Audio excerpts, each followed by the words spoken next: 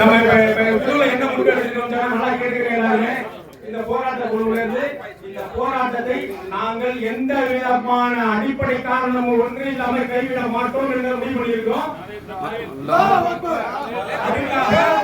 எந்த மாதிரியான இப்ப வழக்குகளை போடுறவங்க தான் மிரட்டிட்டு இருக்கிறாங்க. அப்படியே சொல்லுவாங்க அவங்களுக்கு.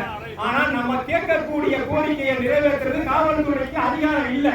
நம்ம எல்லாருமே இந்த குடியிருப்பு வாசிகளுக்கு நம்ம நிரந்தர பட்டா கேட்கிறோம். இறை வழிபாட்டு தளத்தை இடிக்க போனாலும் சொல்றோம். இத அதிகாரம் மிக்க யார் அதிகாரி இருக்காங்களோ குறிப்பா மாவட்ட ஆட்சியர் வந்தா அவங்களுடைய உத்தரவின் பேர்ல அவங்களுடைய கோரிக்கையின் பேர்ல இந்த போராட்டத்தை வாபஸ் வாங்குறோமா இல்லையான்னு சொல்லி நாங்க முடிவெடுப்போம். இந்த போராட்டம் கிடையாது. மீறி நடவடிக்கைன்னா நாங்க பார்த்துட்டோம். நிறைய நடவடிக்கை சும்மா நான் சொல்றேன். என் மேலேயே 5 கேஸ் இருக்குது.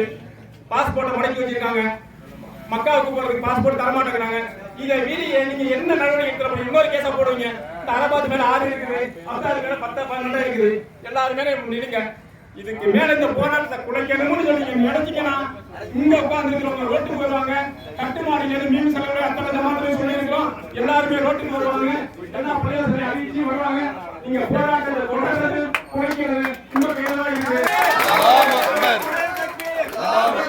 யாராவது மாற்றுக்கருத்து என்ன சொல்லுங்க. இல்ல ஒரே முடிவு. இந்த மாற்றுக்கருத்து என்ன யாரும் சொல்லுங்க.